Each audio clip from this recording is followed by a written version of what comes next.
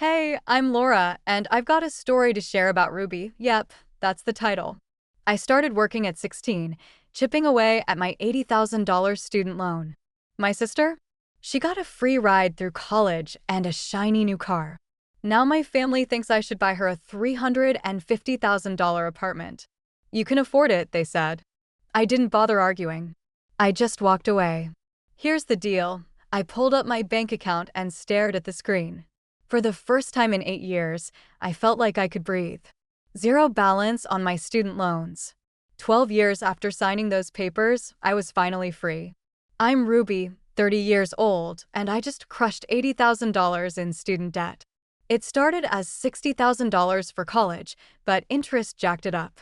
Thanks to a solid job at a software company right after graduation, I paid it off 3 years ahead of schedule. I logged out, grabbed my keys, and hit the liquor store. Back at my rental apartment, I poured a drink and sank into my couch. It's just a one-bedroom with a decent kitchen, nothing fancy. But it's mine, and I can afford it without debt dragging me down. You're probably wondering why I'm celebrating alone. Well, that's a long story, but I'll give you the short version. My family and I don't exactly have what you'd call a close relationship. My parents, Linda and Frank, pretty much forgot I existed when my little sister, Emma, was born.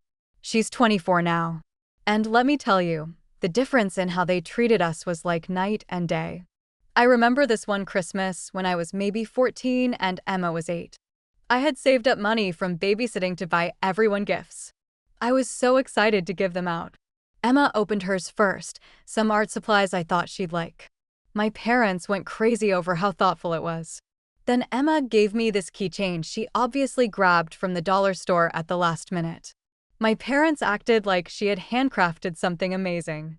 "Look how creative Emma is," my mom gushed. She picked this out all by herself. That was pretty much my entire childhood. Emma was the star. I was the background character. I got used to it, I guess. I focused on school, spent my afternoons in programming classes after regular school ended. I had this dream of going to MIT or Stanford, somewhere that would show everyone I was worth something. I worked my ass off, and by senior year, I had the grades to get into some really good schools.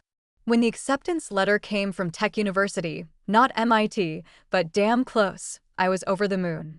They even offered me a partial scholarship covering 40% of tuition. I still needed $60,000 for the remaining 4 years, but I figured my parents would help. I mean, they always talked about the importance of education, right? I'll never forget that dinner conversation. I was so nervous and excited, I could barely eat. Finally, I cleared my throat and said, I got into tech. My dad looked up from his phone. That's the expensive one, right? Yeah, but I got a scholarship. 40% covered. I only need $60,000 total. My mom stopped cutting Emma's meat and stared at me. $60,000. Ruby, we don't have that kind of money. I know it's a lot, but maybe we could look into parent loans. My dad interrupted. Or if you were really smart, you would have gotten a full scholarship. Obviously, you're not as bright as you think you are. Emma, who was 12 and barely passing her classes, looked at me with this smug little smile. Even then, she knew she was the favorite. But this is my chance, I said, trying to keep my voice steady. This school could change my whole life. The computer science program is amazing, and I know I can get a great job afterward. Then figure out how to pay for it yourself, my dad said, going back to his phone. We're not co-signing any loans either. Too risky. I tried arguing for weeks. I showed them statistics about graduates from my program, starting salaries, job placement rates. Nothing worked. They weren't budging. The only person who supported me was my grandmother, my dad's mom. Grandma Rose had always been different from the rest of the family.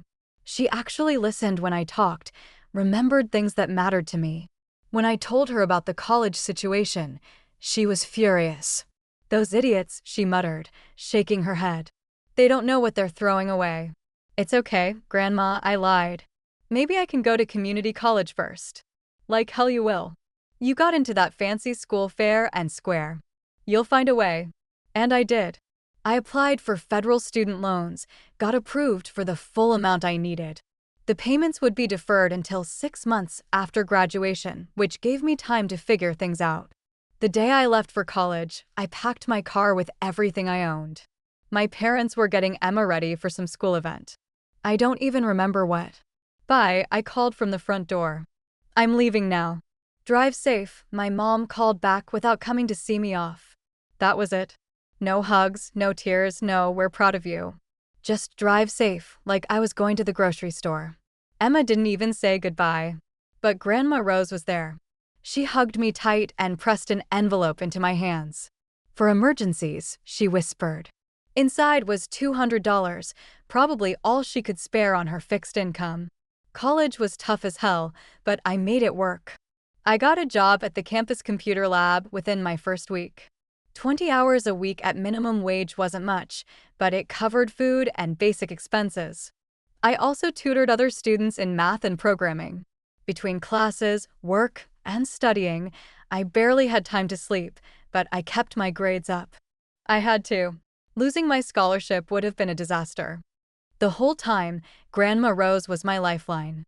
Every month, like clockwork, I'd get a card from her with $50 or $100 tucked inside.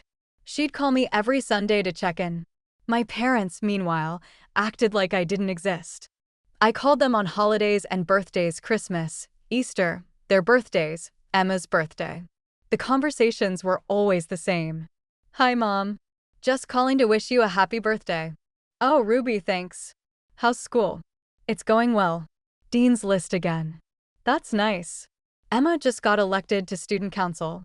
And that would be it. 5 minutes tops. They never asked about my major, my job, my friends, or anything real about my life. Senior year rolled around, and I was killing it. I had job interviews lined up with 3 different tech companies. My professors were writing me stellar recommendation letters. I was finally seeing light at the end of the tunnel. Graduation day was a big deal. Families everywhere, taking pictures, crying happy tears. I looked around for my parents, even though deep down I knew they wouldn't be there. The phone call came the night before graduation. Hi, honey. Congratulations on graduating tomorrow. Thanks. Are you guys driving up in the morning? There was a pause. Oh, Ruby, I'm so sorry. We had already planned this vacation with Emma. It's her spring break, and we booked this cruise months ago. You understand, right? I was quiet for a long moment. Yeah, Mom, I understand. But Grandma Rose was there. She drove 4 hours by herself and sat in the audience, beaming at me like I just won the Nobel Prize. After the ceremony, she took me out to dinner at the fanciest restaurant in town. 3 weeks after graduation, I landed the job with Soft Dev Solutions. The salary was more money than I'd ever seen, $65,000 to start, with room for growth. I was over the moon. I moved back to my hometown and stayed with Grandma Rose for 6 months while I saved up for my own place. It was the best 6 months I'd had in years. We cook dinner together, watch old movies, and talk about everything and nothing.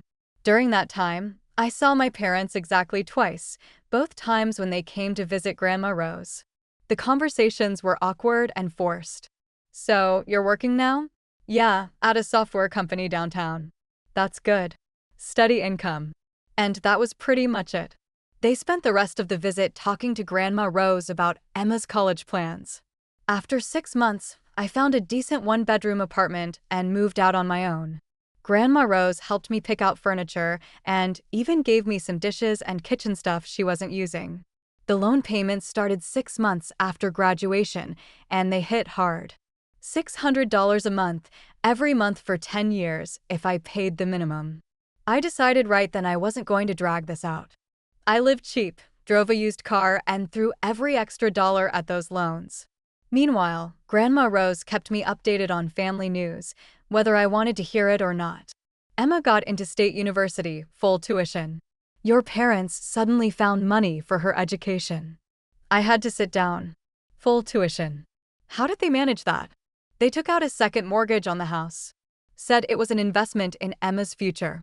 The same parents who told me I wasn't smart enough for a full scholarship and didn't have money for my education had somehow found a way to pay for Emma's entire college experience.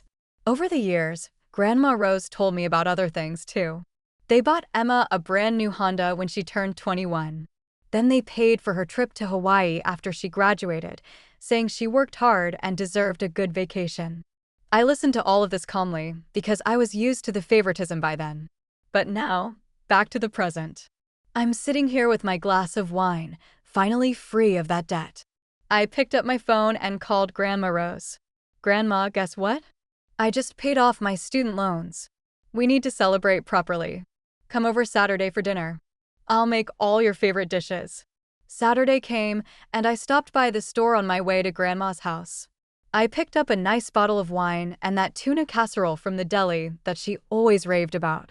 She could never figure out their secret ingredient, but she loved it. When I got to her house, Grandma Rose had gone all out. The dining room table was set with her good china, and the whole place smelled amazing. She'd made pot roast, mashed potatoes, green beans, and even baked rolls. We sat down and started eating, talking, and laughing like we always did. About 20 minutes in, there was a knock at the front door. Who could that be? Grandma Rose muttered, getting up to answer it. I heard voices at the door and froze. My parents. They were talking to Grandma Rose, and she was inviting them in. Great. Ruby's here, I heard her say. We're having dinner. My parents walked into the dining room like nothing was weird about showing up unannounced. My mom gave me a quick nod, and my dad just said, Ruby. Hi, Mom. Hi, Dad. Sorry to interrupt, my mom said, though she didn't look sorry at all. We were in the neighborhood and thought we'd stop by. Grandma Rose, being the polite person she always was, immediately started setting extra places. There's plenty of food. Please sit down and join us. My mom's eyes swept over the table, the good china, the wine, all the food. What's the occasion? This looks like a celebration. I felt trapped. I didn't want to tell them, but Grandma Rose was looking at me expectantly, and there was no way around it. I just paid off my student loans, I said. My parents exchanged a look, one of those quick glances that married couples do when they're thinking the same thing. Already? My dad asked. How did you manage to pay them off so fast?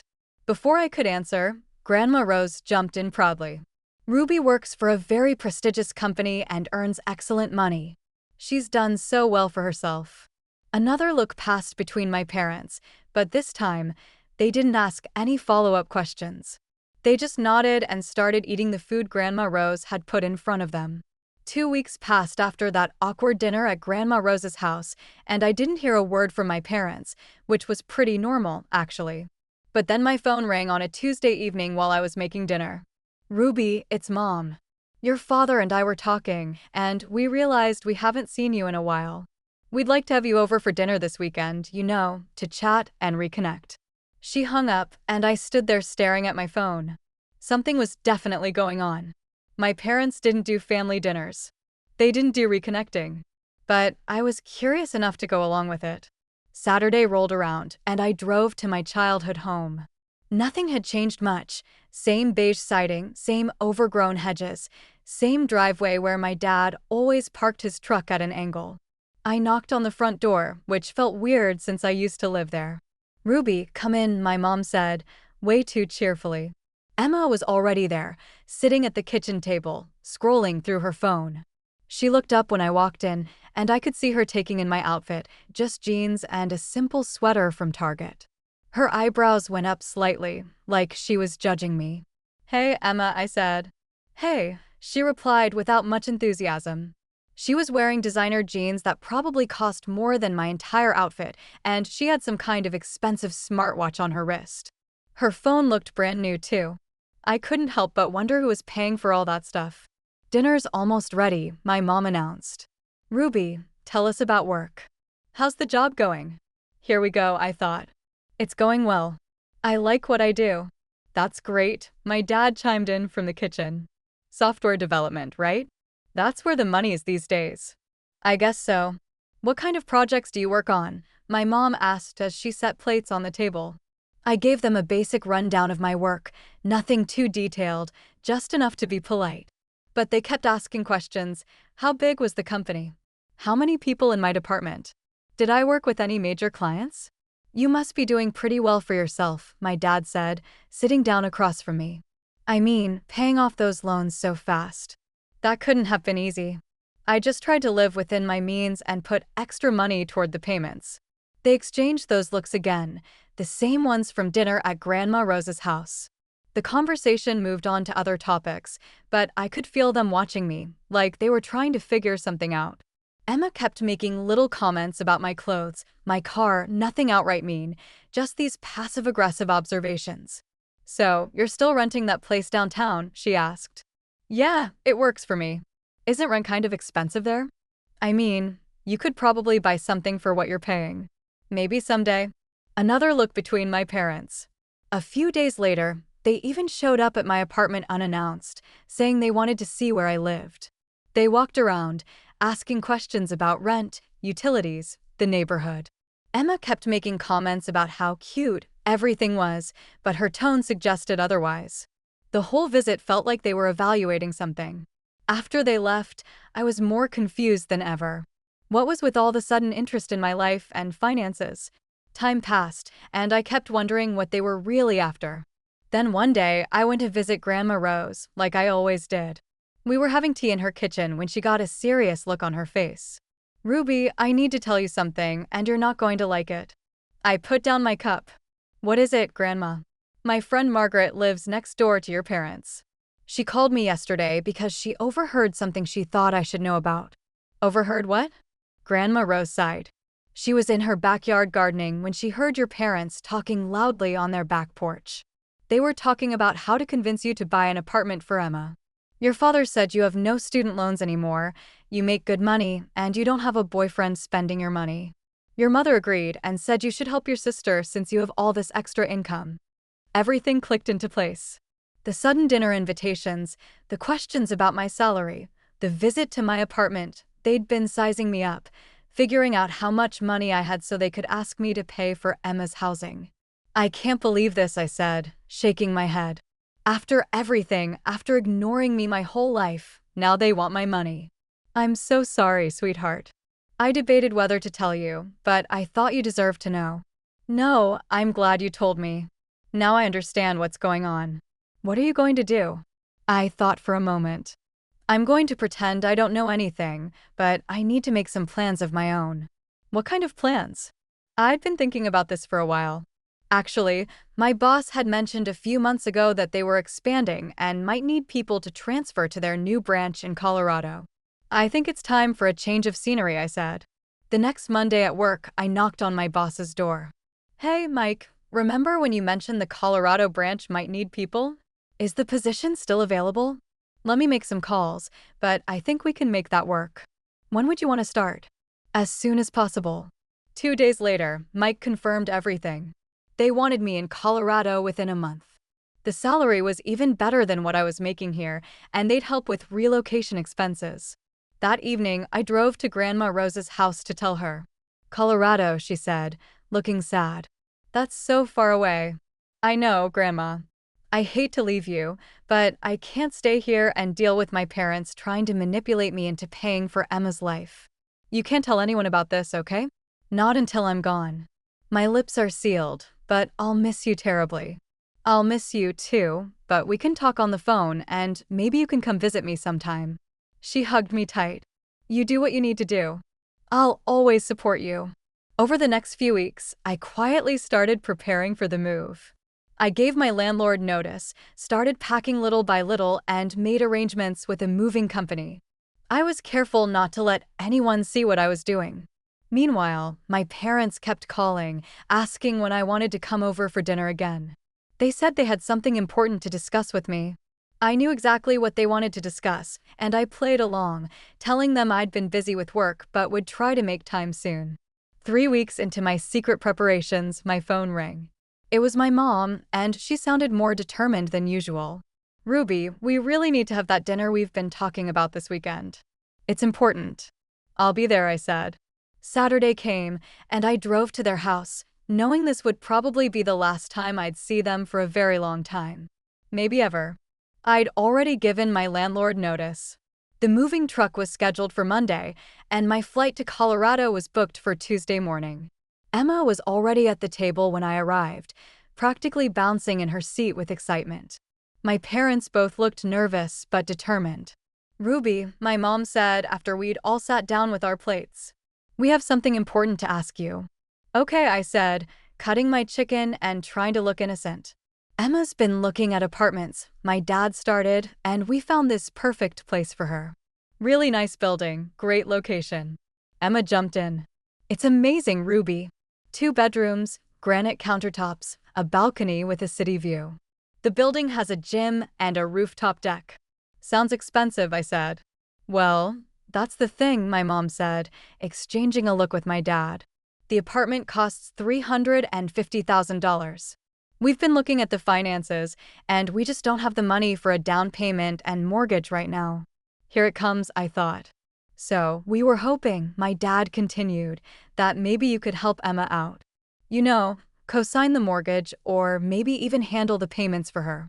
I put down my fork and looked at all 3 of them.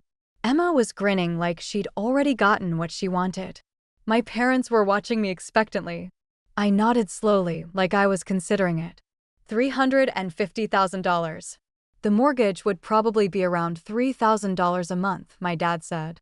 "But you're making good money now, and you don't have any major expenses. No student loans, no boyfriend to spend money on. You could easily afford it." The casual way he dismissed my entire life as having no major expenses almost made me lose it right there. But I kept my cool. "You know what?" I said, smiling. "I don't mind helping Emma out." All 3 of their faces lit up. "Really?" Emma squealed. "Oh my God, Ruby, thank you so much. When do you need me to sign the paperwork?" "The appointment with the bank is next Friday at 10 o'clock in the morning," my mom said. "We'll meet you there to sign everything." We finished dinner with Emma going on and on about her future apartment, talking about how she was going to decorate it and what furniture she wanted to buy.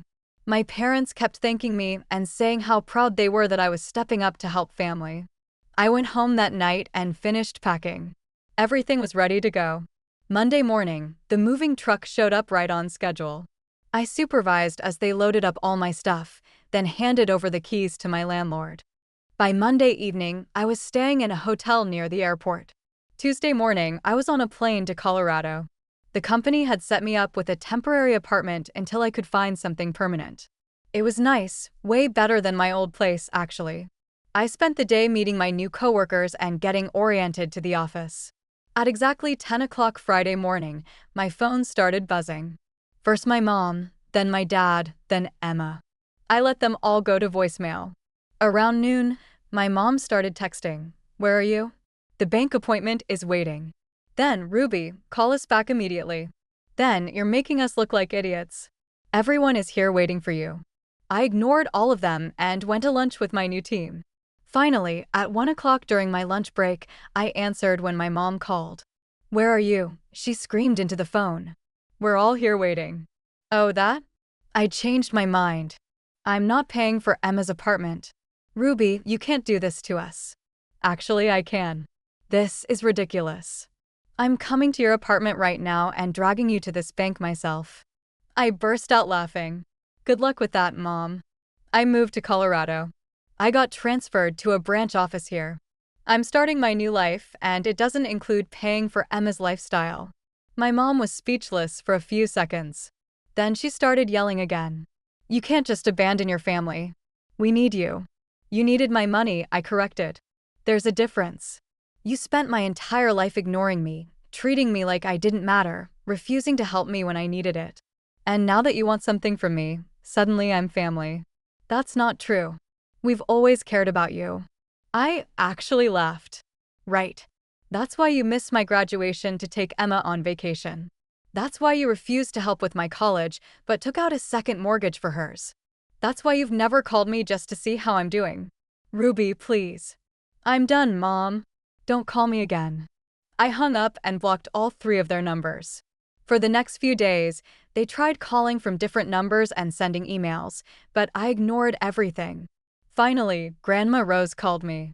"How are you settling in, sweetheart?" "I'm good, Grandma. Really good."